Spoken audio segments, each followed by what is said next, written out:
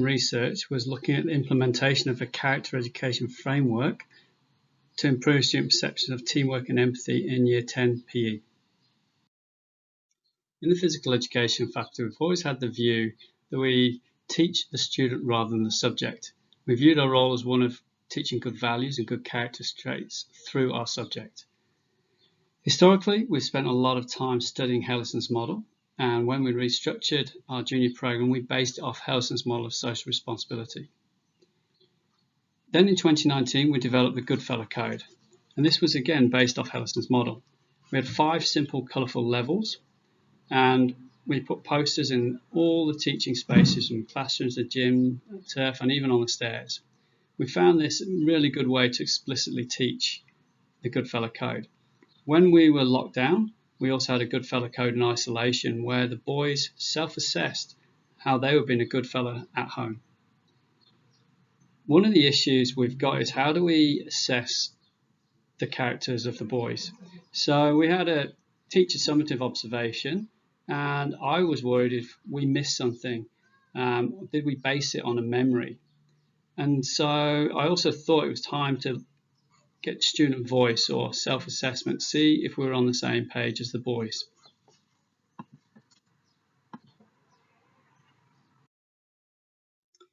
The 4 strands of research I looked at were character, assessment, empathy, and then teamwork. I based my character off Circle Education 2018 publication, and they suggest character is the way we live life. It's a journey, and building character is a pathway to excellence.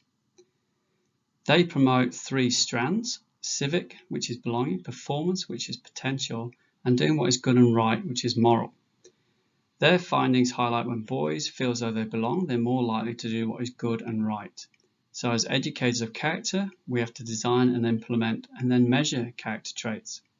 They suggest a focus on theory of relationship, in that character education is nurtured between individuals and groups, both from teachers and boys. And educators, we have to model, coach, and scaffold character, and in return the boys need to articulate, reflect, and explore their own character, and in time we'll pass this on to others.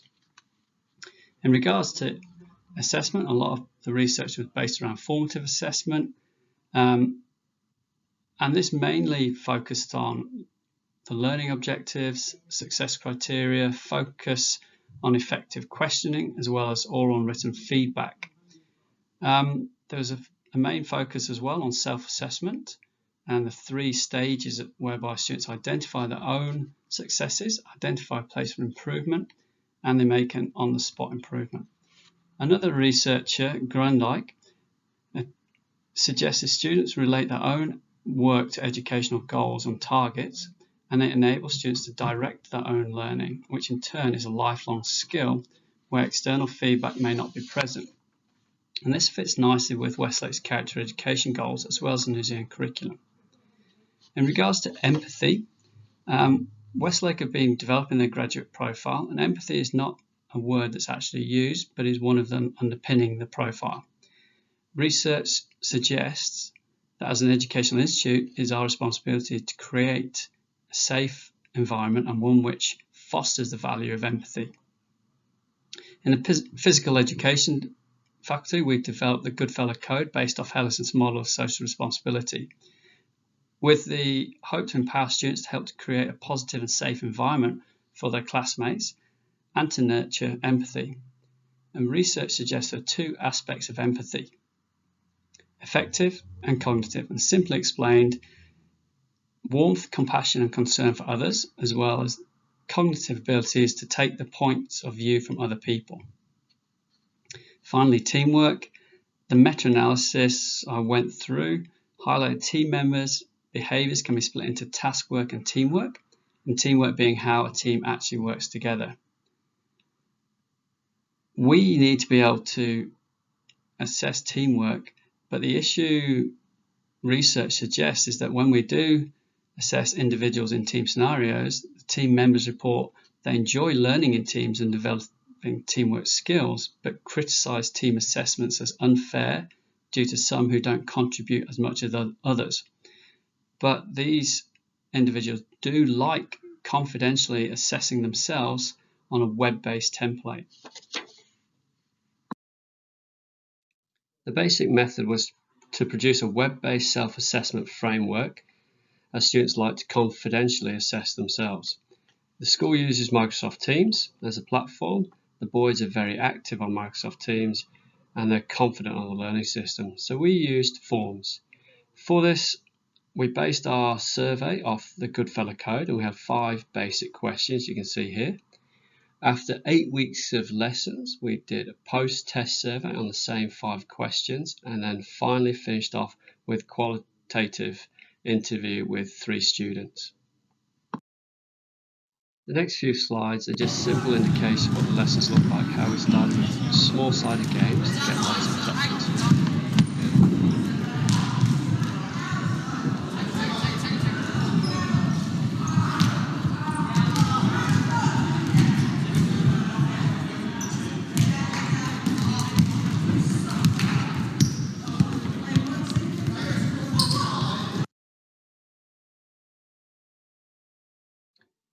Here's a second lesson where I just gave the boys a chance to sort out their own games, their own pitch size.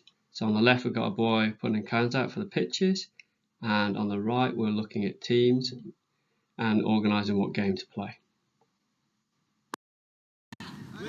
It took a little while, but the boys soon got into teams, you can see here, and then they were just sorting out the rules. Yeah, sure. And he can't go in front of the plane. Otherwise you're offside. And finally, the boys got into their games. They were small-sided games, so lots of touches. Everybody got to play lots, therefore improving teamwork and empathy as you had to pass to all teammates. In regard to the ethical consideration, all the time with the participants was in lesson time, bar the qualitative data by the interview. The quantitative data was collected and the names were needed for comparison reasons. Individual names were used and then taken out at the very end. All boys were given the explanation that their photos and videos would be used in this research. No issues were raised by the boys. In regards to the pre-test survey, when I got the results I was quite excited. The boys had scored themselves on average 3.5 for empathy and 3.5 for teamwork. And this reflected what I'd scored the boys on the Goodfellow Code. I'd given generally 3s and 4s. The boys seemed to fluctuate at times between being self-controlled and socially aware. There was one boy who decided to give himself all 5s on the score, so he was an outlier, and there was another boy who gave himself all 2s, which relates to hardly ever. He is an introvert, so these results do actually reflect his personality. In regards to the questions, there's one question that was quite interesting. The first 2 teamwork questions received a significantly higher average result than the third question. The third question asked how often the student praised other groups and other teams. This is an area that I believe young men find it difficult. The second area, the post-test survey, was really disappointing when I first looked at it. There was only a 0.1 positive change to the average scores for teamwork and empathy. But then looking at the detail more closely, I found 5 pupils had both positive changes in empathy and teamwork, and only 2 people had negative changes. The issue, I believe, is to do with how we scored the questions. To get 5, the student had to actively make sure everyone had equal opportunity, praise everyone, sensitive needs to everyone, and that's difficult for teachers and pupils to do that every single lesson.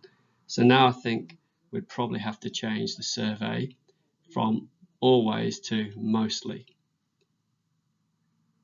The final aspect that may have had an effect on the post-test results were I had a student teacher in, and he did not push character education, didn't use the correct wording, didn't highlight the posters around school, etc. The most important aspect of these findings is that the boys did view themselves as good team members most lessons and were empathetic most of the lessons. In regard to interviews, I really quite enjoyed the interviews.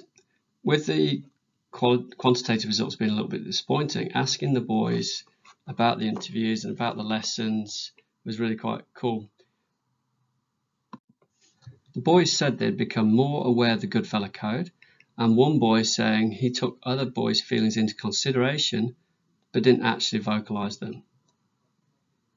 One of the other aspects was that the boys said they had involved others more and shown empathy more, but not in every lesson. When asked about the whole class, the constant theme coming through was the whole class was better at involving others now. In regards to the questions, the boys thought they were easy to understand, but they believed the answers needed changing as they were too heavily weighted. They thought it was unlikely anyone would answer every lesson to the questions, and they thought most lessons should be the top answer.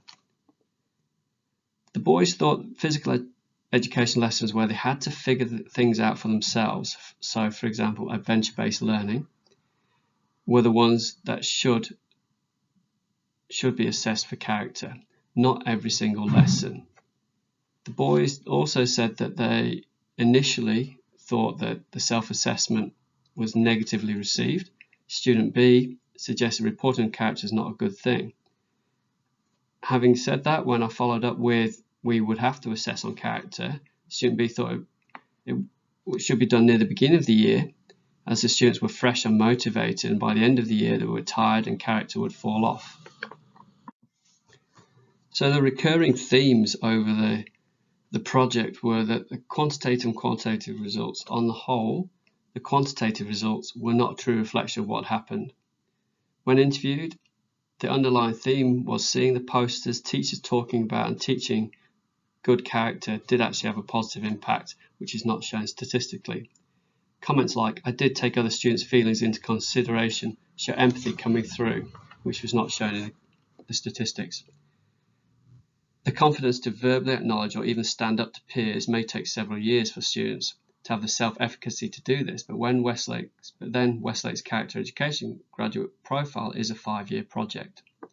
The second theme came through was that the pre and the post test, on the whole, the boys do actually have good teamwork and are empathetic.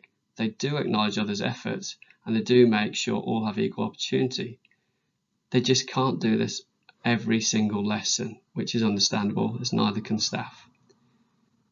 So to answer the research question of how does the implementation of a character framework improve student perception of teamwork and empathy in Year 10 physical education, on the whole, probably doesn't. So putting the findings into practice, the students inferred that character was best built into physical education when they had agency, or in simple terms, the power to make decisions and act on them. In our physical education program, we have several units of work where student leadership is required. All units have character skills embedded. One major future emphasis for staff is to explain the decisions and let the boys understand why. For example, when splitting a class into teams, we just do it. We don't allow the boys to have captains and pick for several obvious reasons, such as those pupils being picked last, but also for reasons that are not so obvious, such as making teams fair. It's a lot quicker, and sometimes it's just to split some pupils up. Other areas, we have to role model the Westlake character traits ourselves. If we are expecting our pupils to graduate as better people, then we need to demonstrate the graduate profile competencies, such as communication and listening, and respond respectively to students, and be willing to adapt and change, as well as work collaboratively with each other. As previously mentioned, the students felt character should be measured and reported on in physical education lessons, specifically aimed at student agency such as sports leadership, adventure-based learning, and our tournament units, not in the teacher-led units. This is a valid point, however. Teachers naturally formatively assess pupils throughout the year, but having a set unit for assessment is a possible way to really emphasize the character traits and assess formally. If we were to only assess formally in specific units, then we would need to have a summative assessment. Having a self-assessment and possibly a peer assessment might be a good indicator for the teacher, as we cannot see everything. One aspect to note is the questions did need explained to the group, so these need to be tweaked so all can understand the questions fully and give honest answers. These need to be a lot simpler and reflect the Goodfellow Code more clearly. The second edit, I believe, is to add 2 more questions. One to allow the boys to make a comment. This will allow the boys to give an example or explain an earlier answer, and secondly, actually give themselves a Goodfellow score. The answers would also need to be tweaked. We had every lesson would be needed to take out, and most lessons reward with 5 points. I think 4 answers would suffice, and therefore scoring from 5 to 2 rather than 5 to 1. Once the above is ironed out, we will need to implement a character scoring report. In the mid-year report, an explanation would need to be in the blurb, and the end-of-year report character would need to be written about each pupil. Finally, we would need to adapt the lesson observation sheet so it covered character. Character needs to be embedded in everything we do, so having this on a formal lesson observation sheet will constantly remind staff to talk about character. In regards to future study, if there is an appetite for this future study in this area, then a focus on peer assessment will be a good solid starting point. The second area to study will be moving this character education and the Goodfellow Code from the junior school all the way through the senior school and assess character through the senior school. Many of the physical education standards lend themselves to teaching character, and they are based on Hellison's model of social responsibility. Every single year group has this. So all in all, physical education is uniquely placed to emphasise all aspects of the graduate outcome, and therefore there could be an argument, an area to research, the idea of reinstating compulsory physical education in Year 11. Added to this, New Zealand is ranked 4th on the obesity scale from the OECD, and a further area to research is what plan have Westlake got in place to give pupils the skills to combat this issue. Could we investigate using Athlete Nation years 11 to 13 or implementing recreational physical education with a focus on character ed and the skills to fight obesity? Thank you. Finally, here are the references used for the research. My email address is cme@westlake.school.nz if you require any more information, including the full written review.